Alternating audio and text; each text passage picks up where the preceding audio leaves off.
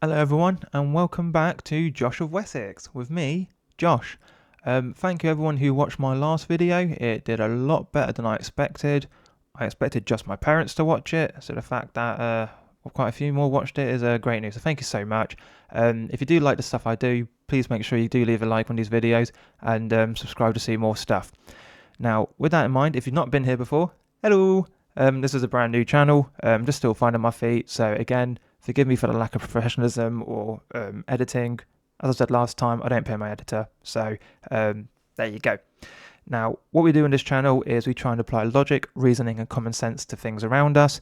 And with that being said, today's video is going to be talking about the British election system. I was asked by a few friends over the last few months how our actual elections work. So I thought, well, when I launch my video, actually on my channel, I'll do a video about it. So here it is.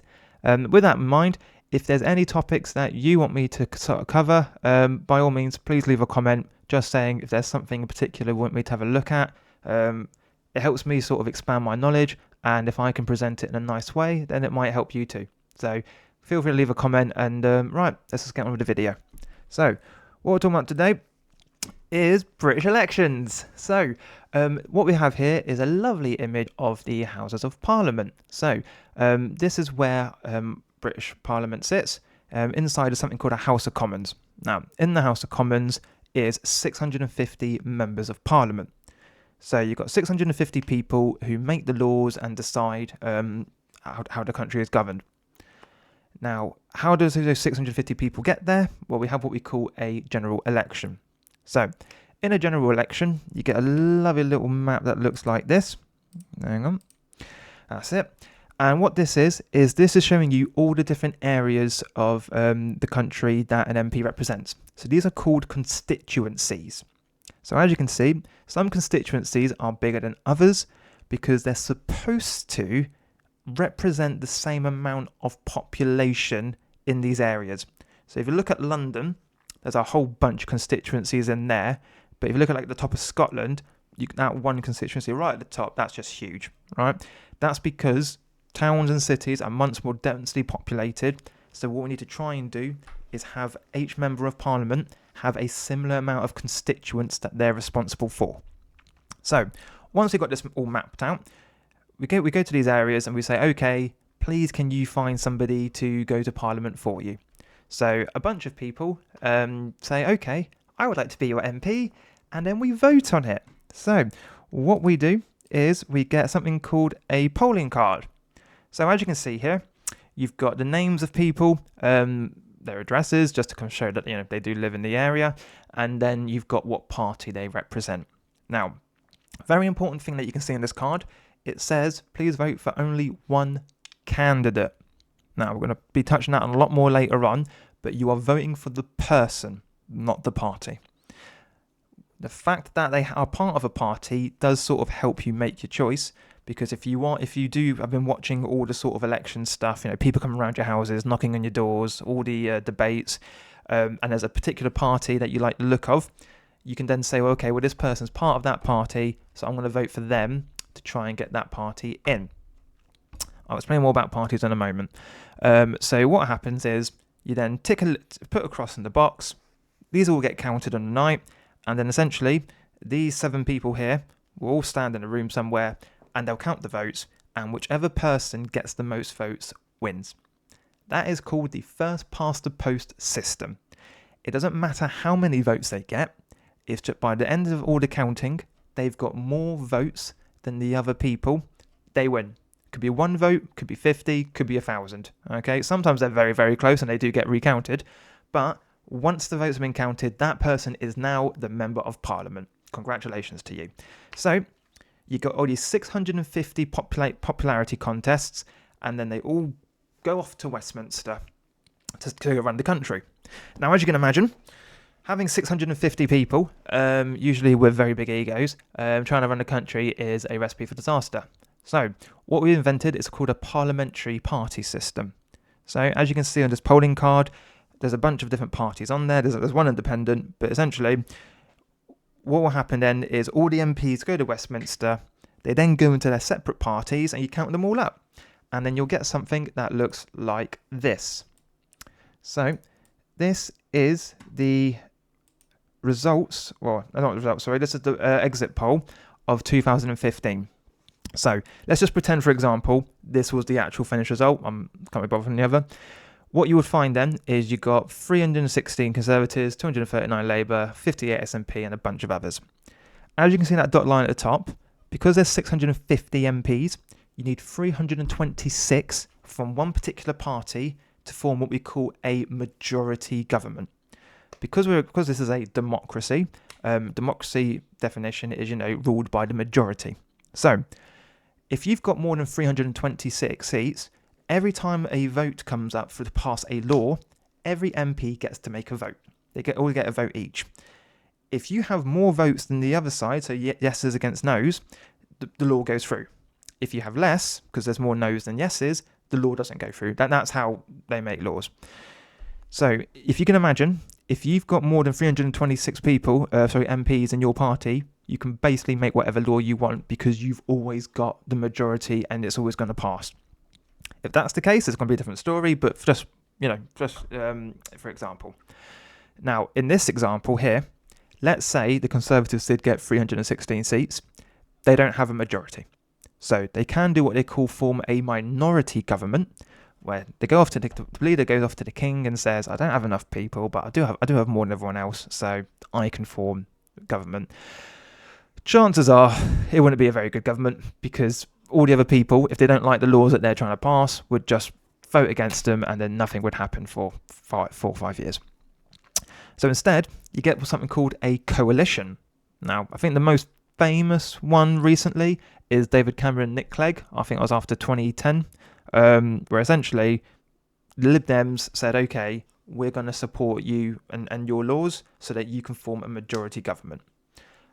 Obviously, Nick Clegg just ended up being the salad guy to David Cameron, but essentially that's what happened. The Lib Dems said, okay, we're going to help you go through. And then that was it for like 5 years, and then obviously this new election happened. So yeah, that's a coalition. So essentially, that is what happens when you vote. They get in, and then they form a government. Okay.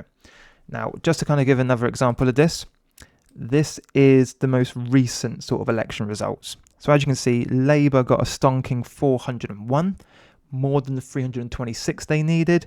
So essentially, we're sort of looking at like this halfway line. They've got more than they need. They can form a majority government quite easily. So there's no issue there. So that's how we vote. Now, looking at this is a BBC election results map. So there's the line needed to actually do the votes. Nice and simple graph. So, reason I've got this up, as you can see, this is the map of the election results. And if you look at what changed hands, you can see anything that's actually coloured is the constituency that changed from one party to another. In this instance, it was mainly people leaving the Conservatives because they did a really bad job. So that's what this is. Because there's a few little myths I just want to dispel right now. Okay. First one. As you can see in these results, this is the vote share. So Labour got 33.7% of the vote, and they got 412 MPs. So they got a third of the vote and got more than half of the actual seats in Parliament. Whereas, if you look at the Scottish Nationalist Party, they got 2.5% of the vote, and they ended up getting 9 seats. Okay. Liberal Democrats got 12.2% of the vote, and ended up with 72 seats. Whereas if we go all the way down here, Reform got 14% of the vote and got 5 seats. Now, a lot of people I was speaking to after the election said, well, that's not fair. Reform got more votes, they should have more seats. To be frank, no, they shouldn't have. If you come second in the lots of little popularity contests, that means you didn't get a majority in that area. That means you don't get the seat. Okay? That's it. Now, does that matter? No, in elections. It doesn't matter how many votes you actually got. It just matters how many times you win. But it kind of does matter a lot because when you're looking at these results afterwards, people say, oh, Reform only got 5 seats. Yeah, but that's 4 million people that voted for them. What do you think is going to happen next time round? That's 4 million people whose votes you didn't get. So there's a sort of another layer to it. Does it actually help you in the election? No, it doesn't. But anyone's looked at the polls recently, Reform are like on 30%. So this isn't a Reform sort of support channel. This is a really good example. So what other people have looked at is something called proportional representation. That's what happens in Europe sometimes. So in this instance, if we had proportional representation, Reform got 14.3% of the vote, they would get 14% of the seats. Okay? And if you looked at Conservatives, they'd get 23% of the seats. Labour would get 33.7% of the seats. A lot of people prefer that idea of voting because and every vote matters. So it doesn't matter if I lived in London, for example, and I wanted to vote Conservative, there'd be no point because it's such a Labour area. What's the point in voting? Unless you get more votes than the other party, it doesn't matter. With proportional representation, it does matter. But the problem with that is if you imagine all these different parties, right, all were given seats, there'd be no majority. Look, even the biggest one, Labour, would have a third of it. They couldn't form a government through a third. So what ends up happening is they all sort of band together, all these smaller parties, and nothing gets done. Because what one party would find really important, another party might not, and they couldn't agree on it, so they couldn't actually get any laws passed, which is exactly what you do see in countries like Germany, or, like in Germany, the AfD party, Alternative for Deutschland, they get loads of votes, but the other parties keep them out of government because they just don't want them in, because they don't want them passing the policies that they want.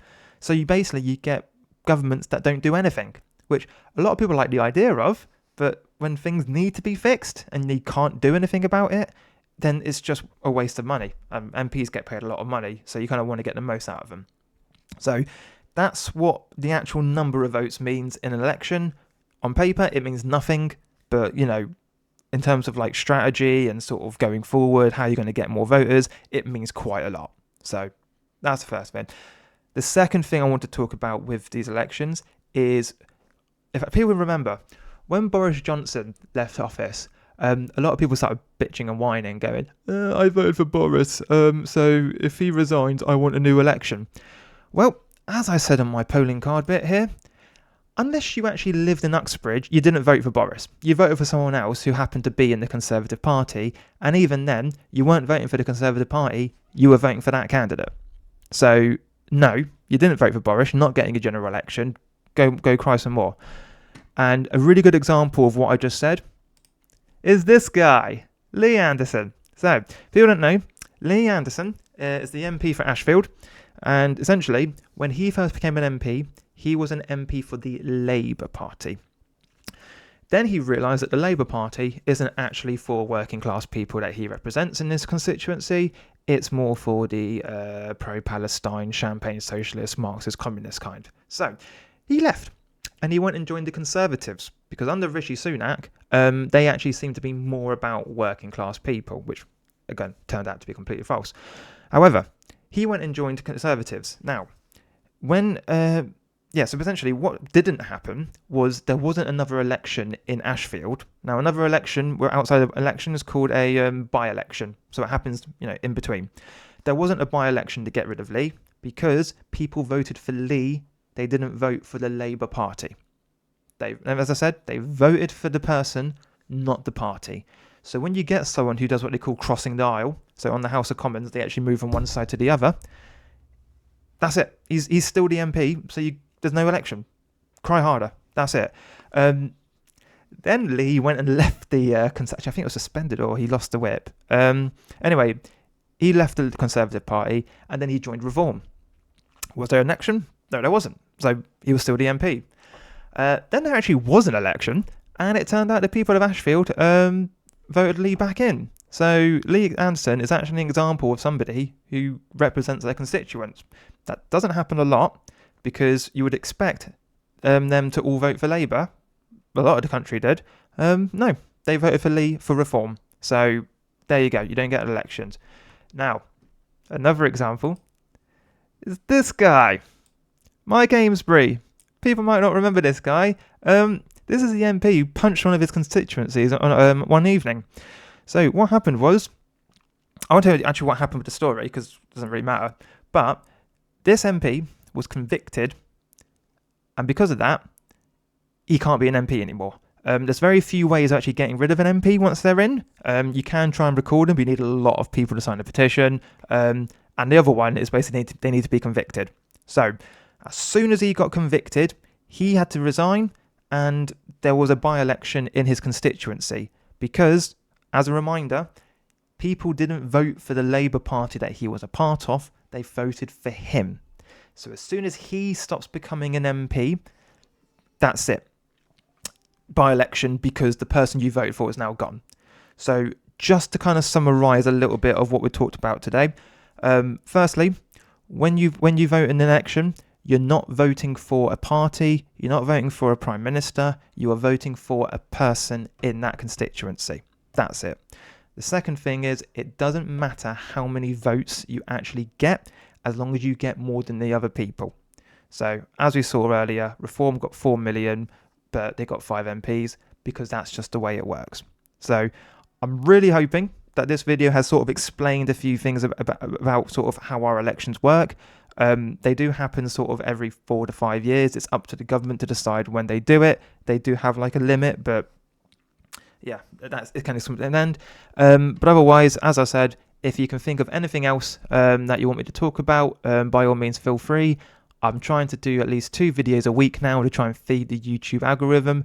And yeah, just let me know. But otherwise, guys, thank you very much for spending your time with me today. Please like the video if you did like it. Subscribe for more. And have a fantastic rest of your day. Bye-bye.